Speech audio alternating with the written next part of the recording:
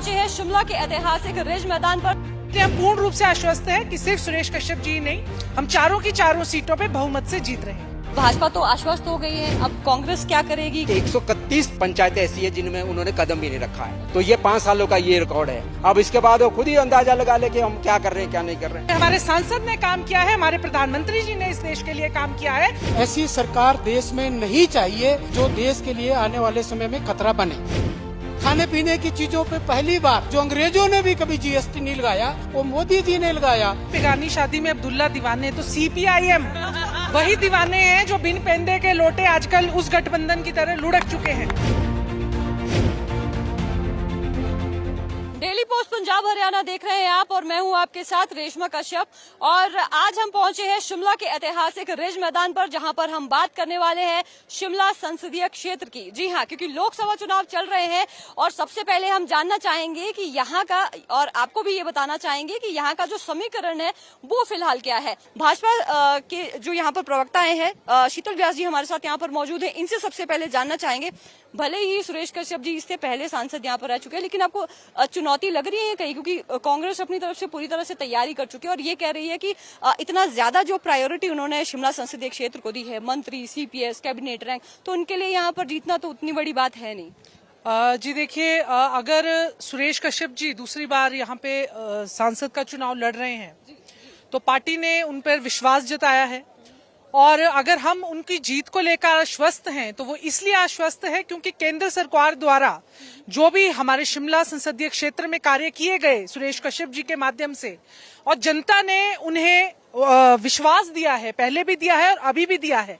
क्योंकि देखिए, हम फैक्ट्स पे बात करते हैं। सुरेश कश्यप जी ने अपनी जितनी सांसद जो निधि है, अभी पीछे एक सोशल मीडिया के माध्यम से कांग्रेस के आईटी सेल ने प्रचार किया था कि जो अभी पीछे डिजास्टर आया था वहां सुरेश कश्यप जी का कोई योगदान नहीं रहा था।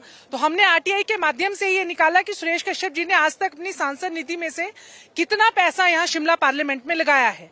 और अगर भारतीय जनता पार्टी और जो हमारी जनता है उनकी जीत को इतने विश्वास से कह रही है कि वो दोबारा से सांसद बनेंगे, क्योंकि मोदी जी की जो योजनाएं हैं वो धरातल पर उतरी है। केंद्र द्वारा जो राशियां प्रदान की गई वो हमने धरातल पे काम किया है, और कोई भी ऐसा वर्ग शिमला संसदीय क्षेत्र या हिमाचल प्रदेश में नहीं है जो अछूता रहा है केंद्र की योजनाओं द्वारा।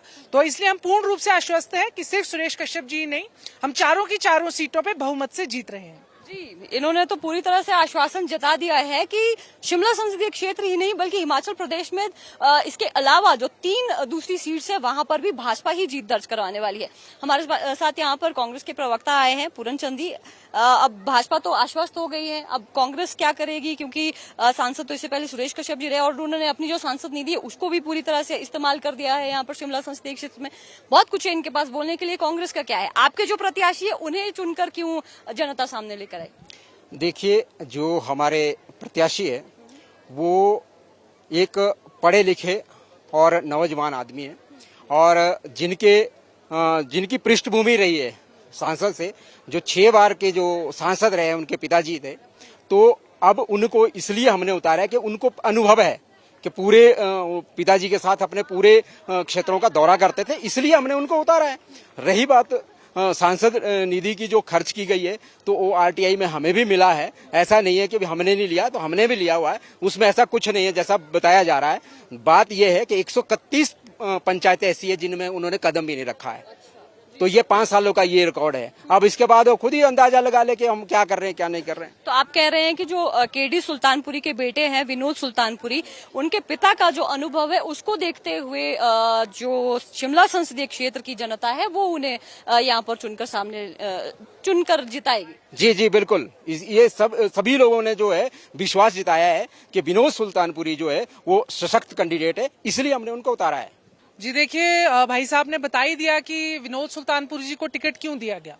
और जब हम इंडी गठबंधन की बात करते हैं तो हम हर जगह, ये हर प्लेटफॉर्म पर, चाहे बूथ स्तर का नेता है, चाहे हमारे राष्ट्रीय स्तर के नेता है, चाहे हमारे मोदी जी है, हम एक बात कह रहे हैं कि जो इंडी गठबंधन है ये परिवारवाद का गठबंधन है। और मेरे बड़े भाई ने तो बता ही दिया कि विनोद सुल्तानपुरी जी की पृष्ठभूमि क्या रही है। तो एक ऐसी पार्टी, एक ऐसा गठबंधन जहां पे परिवारवाद को बढ़ावा दिया जा रहा है, और उस पर वोट मांगे जा रहे हैं कि उनके दादाजी ने क्या किया था, उनके पिताजी ने क्या कहा था। हम कह रहे हैं, हम इसलिए जीत के लिए आश्वस्त है क्योंकि हमारे सांसद ने काम किया है, हमारे प्रधानमंत्री जी ने इस देश के लिए काम किया है। और जनता आने वाली जो 4 जून है उसको बता देगी कि परिवारवाद की राजनीति और परिवारवाद के कारण अगर किसी को नेता बनाया जा रहा है, किसी को लोगों पे थोपा जा रहा है, तो उसका हशर क्या होगा। भाजपा का कहना है कि जो काम किया है उसके बेसिस पर यहाँ पर वोट मांगने का काम भाजपा कर रही है, लेकिन कांग्रेस यहाँ पर इसके उलट परिवारवाद की बात कर रही है। हमारे साथ यहाँ पर बातचीत करने के लिए सीपीआईएम से राज्य कमेटी के सदस्य हैं जगत राम जी। अब आपका तो अलायंस हो गया कांग्रेस के साथ, तो मतलब पूरा फोकस आपका भाजपा के ऊपर है कि भाजपा को किस तरह से हराया जाए। देखिए, जो अलायंस की जरूरत पड़ी है देश में, वो इसलिए पड़ी है कि जो मौजूदा सरकार है, मोदी के नेतृत्व वाली भाजपा, उसने लगातार पिछले 10 वर्षों में संविधान को कमजोर करने का प्रयास किया, उसको बदलने की कोशिश की जा रही है। जो हमारे संविधान के 4 स्तंभ है, धर्मनिरपेक्षता, सामाजिक न्याय, लोकतंत्र, आर्थिक संप्रभुता, उसको कमजोर करने का लगातार प्रयास किया गया है। इसलिए 28 पार्टियों ने तय किया, ऐसी सरकार देश में नहीं चाहिए जो देश के लिए आने वाले समय में खतरा बने। तो इसलिए हमने भी तय किया, हमारी पार्टी जो सीपीआईएम ने, उसने तय किया, हम भी उसका इंडी गठबंधन का हिस्सा है, कि भाजपा को हराने के लिए काम करेंगे। अभी मेरी बहन कह रही थी कि अभी जो विकास जो है, मोदी जी का घर घर पहुंचा, सुरेश जी ने घर घर जाके वो विकास पहुंचाया, बिल्कुल ठीक है। कौन सा विकास पहुंचाया, हम पहुंचना चाहते हैं। महंगाई घर घर तक पहुंचाई है। खाने पीने की चीजों पे पहली बार जो अंग्रेजों ने भी कभी जीएसटी नहीं लगाया, वो मोदी जी ने लगाया। बच्चे के दूध पर लगाया और आटा दाल चावल पे लगाया। आदमी के, गरीब आदमी का निवाला छीनने की कोशिश की है। इसलिए बीजेपी को तो वोट मांगने का भी अधिकार नहीं है लोगों के बीच जाकर। किस मुद्दे पर अगर ऐसा होता तो बीजेपी कहती, हमने 10 साल में हमारा रिपोर्ट कार्ड है, हमने ये काम किया है, इसके लिए हमें वोट दो। आज वोट मांग रहे हैं कि कांग्रेस मंगलसूत्र छीन लेगी, पर हम कह रहे हैं मंगलसूत्र छीनने की बात तो अलग है, पर ये तो मंगलसूत्र बनाने ही नहीं देंगे। 75,000 पार सोना हो गया है, गरीब आदमी मंगलसूत्र तो बना ही नहीं पाएगा। तो किस मुद्दे को लेकर महिलाओं को 1500 रुपए देने की बात की। ये बीजेपी की सरकार, ये बीजेपी की जो विपक्ष के नेता जयराम जी थे, ये मेरी बहन महिला है, इनको कहना चाहिए कि जो महिलाओं को 1500 रुपया मिल रहा था उसको बंद रोकने के लिए इलेक्शन कमीशन चले गए, वो बंद करवा दिया। तो किस मुद्दे को लेकर वो वोट मांग रहे हैं, मुझे तो एक समझ नहीं आ रहा है।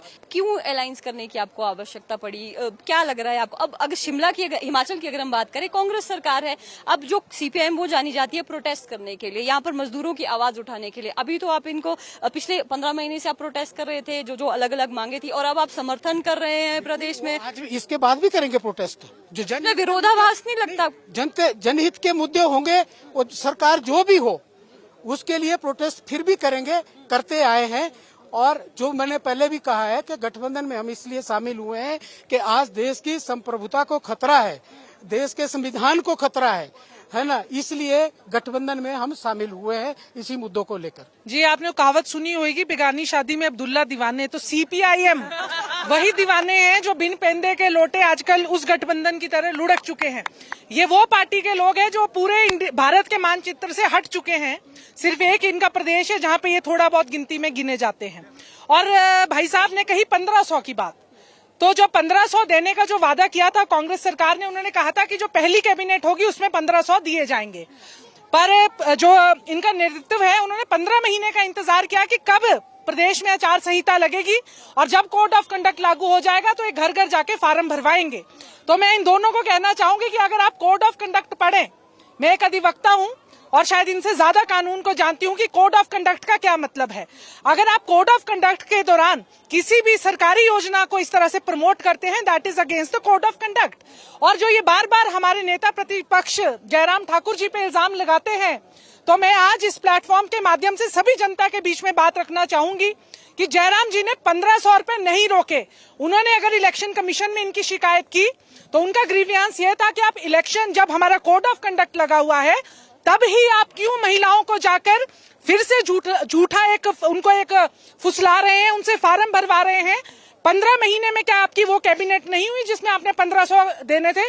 और आज ये जो इनकी कांग्रेस की पार्टी है। ये सोशल मीडिया के माध्यम से जो पासबुक दिखा रहे हैं कि उसमें हमें महिलाओं को 4500 रुपए आए, तो मैं इनको बताना चाहूंगी वो भी मोदी जी की एक विधवा पेंशन थी जिन्होंने बढ़ावा हुआ है, और वो 1500 रुपए बढ़े हैं जो महिलाओं को 4500 रुपए मिले हैं। कहाँ से हैं आप? जी मैं शिमला से ही हूँ। अच्छा, तो आपसे हम सबसे पहले तो ये जानना चाहेंगे, यहाँ पर भाजपा और जिस तरह से कांग्रेस के लोग भी खड़े हुए हैं, दोनों के प्रत्याशी यहाँ पे मैदान में उतर चुके हैं, क्या उम्मीदें हैं आपको और क्या लग रहा है जो आगे प्रत्याशी आएगा उसको लेकर आप क्या समझते हैं कि क्या चीजें वो आप युवाओं के लिए करें? जी देखिए, सबसे पहले तो ये जो जितने भी यहाँ पे पॉलिटिकल पार्टीज है, तो मैं मानता हूँ जो अभी हमारे संसदीय क्षेत्र से यहाँ पर सांसद हैं श्री सुरेश कश्यप जी, तो उनका जिस हिसाब से एक बात मेरे ख्याल से सही है कि वो ग्राउंड लेवल पे देखने को नहीं मिले हैं। अगर वो वैसा होता तो जनता के बीच जाते। अभी डिजास्टर आया तो उसके अंदर वो हमारे जेपी नड्डा जी के पीछे पीछे घूमते नजर आ रहे हैं। तो आप यहाँ पे सांसद हैं, आपको वहां पे आगे रहना चाहिए था। और उसके बाद जो भाजपा से एक सवाल है कि बेरोजगारी के लिए भाजपा देश में क्या कर रही है। बेरोजगारी पिछले काफी समय से बढ़ती जा रही है, जिसके ऊपर भाजपा को कोई संज्ञान नहीं है। इनकी पॉलिटिक्स सिर्फ एक चीज पे दिखती है, हिंदू मुस्लिम, उसके अलावा इन्हें कुछ नहीं करना आता। चलिए जवाब भी ले लेते हैं। ये कह रहे हैं कि बेरोजगारी को लेकर और जो दूसरे मुद्दे हैं उस पर भाजपा काम नहीं करती है, धर्म पे जो राजनीति वो भाजपा की ओर से की जा रही है, ये युवाओं को। पहले तो मैं अपने छोटे भाई से ये पूछना चाहूंगी कि एक रोजगार की क्या डेफिनेशन होती है। रोजगार क्या वही होता है कि मेरी सरकारी नौकरी लगी है, फिर तो मैं भी बेरोजगार हूं क्योंकि मेरी भी सरकारी नौकरी नहीं है, आपकी भी नहीं है। और भाई का सवाल है कि भाजपा की सरकार ने बेरोजगारों के लिए क्या किया है, तो इनके ज्ञानवर्धन के लिए मैं बताना चाहूंगी कि स्टार्टअप योजना, मुद्रा योजना, भाई साहब के पहनावे से तो नहीं लग रहा है कि इन्होंने इन योजनाओं का फायदा इनको जरूरत थी। तो मैं आपको कहना चाहूंगी कि जिन लोगों ने स्टार्टअप इंडिया और मुद्रा योजना जैसी जो स्कीम्स थी उनके तहत जो अपने छोटे छोटे लघु उद्योग शुरू किए हैं उसको भी रोजगार सृजन ही कहा जाता है। और अगर ये कह रहे हैं कि जो डिजास्टर था और जो हमारे सांसद थे वो जेपी नड्डा जी के पीछे पीछे लगे हुए थे, तो मैं आपको बताना चाहूंगी कि हिमाचल प्रदेश में चाहे हमारे माननीय अनुराग ठाकुर जी थे, चाहे कंगना रनौत जी थी, चाहे हमारा प्रदेश का नेतृत्व था, उन्होंने यहाँ पर डिजास्टर में सबसे ज्यादा काम किया है। और आप एक भी कांग्रेस का नेता बताएं जो अभी इनके हाल ही में जो सांसद लड़ रहे हैं कांगड़ा से, आदरणीय आनंद शर्मा जी, उनका डिजास्टर में क्या योगदान रहा, अनुराग ठाकुर जी का क्या रहा, जेपी नड्डा जी का क्या रहा, और भारतीय जनता पार्टी के एक छोटे से छोटे कार्यकर्ता का क्या इसमें योगदान रहा। मैं यहाँ पे जो मेरे और पार्टी के लोग भी और मेरे छोटे भाई है उनसे भी पूछना चाहूंगी। और जो ये कह रहे हैं कि भारतीय जनता पार्टी हिंदू मुसलमान करती है, तो 1947 में जब भारत का विभाजन हुआ था, जब पाकिस्तान हमारे भारत से अलग कर दिया गया था, तो मैं इनसे पूछना चाहूंगी कि आपने जनरल नॉलेज में पढ़ा था कि उस वक्त देश का विभाजन किस मुद्दे पर हुआ था। अगर उस वक्त हिंदू मुस्लिम नहीं किया गया था और आज से ही हिंदू मुस्लिम किया जा रहा है, भारतीय जनता पार्टी बहुत गर्व से कहती है कि हम लोग सनातनी लोग हैं। और भारत में जो 5.5 वर्षों से एक संघर्ष था हमारे इष्ट श्री राम भगवान का, हम बहुत गर्व से कहते हैं कि अगर राम भगवान के लिए भी अगर वहां पे एक घर बना है तो वो भी उन सनातनियों का ही कंट्रीब्यूशन है। और भारत देश है, हिंदू सनातनी देश है। और अगर हम आज अगर हिंदू और मुस्लिम कर रहे हैं तो मैं इनको पूछना चाहूंगी कि पीछे थोड़ा इतिहास खंगालें। 1947 से पहले से जिन्ना का जरा इतिहास पढ़े, अपने महात्मा गांधी जी का इतिहास पढ़े, तब इस तरह के जो मंच है वहां पे सवाल जवाब करें। जब प्रदेश के अंदर इस तरीके का माहौल था, जब पूरे प्रदेश के अंदर तबाही का मंजर था, तब इनके सांसद जो थे वो हम ये कह सकते हैं कि वो कहीं नजर नहीं आए। आपने देखा किस तरीके से पूरे प्रदेश के अंदर चाहे सरकार हो, सरकार के मंत्री थे, ग्राउंड जीरो पर पहुंचे थे और उन्होंने उस टाइम पर भी ये कहा कि हम लोग आपके साथ जाने के लिए तैयार हैं कि आप केंद्र सरकार से मदद मांगिए। लेकिन एक भी भारतीय जनता पार्टी का सांसद हो उसने इसको लेकर कोई पहल नहीं की। यहां तक कि आप देखिए हिमाचल प्रदेश के अंदर एकमात्र कांग्रेस की सांसद थी, उन्होंने भी अपने पर्सनली सबसे मिलकर जो है या उन्होंने लेटर के माध्यम से भी एक चीज कही कि आप जो है प्रदेश के लिए डिजास्टर जो है घोषित करें। लेकिन केंद्र सरकार की ओर से एक भी पैसा जो कह सकते हैं आप वो यहाँ पर नहीं दिया गया। एक जो आप देखेंगे किस तरीके से माहौल जो सिर्फ यहाँ पर बनाने का प्रयास जो ये कर रहे हैं कि अभी भी देखेंगे आप कि अभी मुद्दा क्या था और कहां पर वो धर्म के नाम पर जोड़ा जा रहा है। तो हम ये साफ कहना चाहते हैं कि भाजपा जो है केवल धर्म के नाम पर राजनीति करने के पर काम करती है, मुद्दों के पे जो है राजनीति नहीं करती। कि कर्नाटका में ये जो कह रहे हैं कि मोदी जी इसलिए 400 पार का नारा दे रहे हैं ताकि हम आरक्षण खत्म कर सके, तो मैं अपने गठबंधन भाइयों को कह रही हूं कि जो आपका गठबंधन है, जो उसमें से कुछ साथी आपके कर्नाटका में भी है, जिन्होंने 27% जो ओबीसी का कोटा है वो मुस्लिम्स को दिया। और ये हिंदू मुस्लिम की बात नहीं है, ये आरक्षण को जो आपने 27% आरक्षण जो था उसको कम करके दूसरों को दे दिया, और जो वहां पे जिस कोटे में आपने कटौती की है उसके बारे में भी आप थोड़ी जानकारी रखें। भविष्य के लिए आप लोग क्या सोच, जो जनता के हित में बात करेगा, जो रोजगार की बात करेगा, महंगाई को कम करने की बात करेगा, जो किसानों को समर्थन मूल्य की बात करेगा, इसी सरकार ने कहा था कि हम दुगना करेंगे किसानों की आय को। उनको दुगना क्या किया, 750 लोग मार दिए जो धरने पर बैठे थे। और जब वो दिल्ली जा रहे थे ऐसी कीले सड़कें खोदी, कीले गाड़ दी जैसा तो पाकिस्तान के बॉर्डर पे भी नहीं है। तो देखना होगा कि जनता अपना जो समर्थन है वो किसके पक्ष में देती है। शिमला से कैमरा पर्सन कार्तिक ठाकुर के साथ मैं रेशमा कश्यप, डेली पोस्ट पंजाब हरियाणा हिमाचल।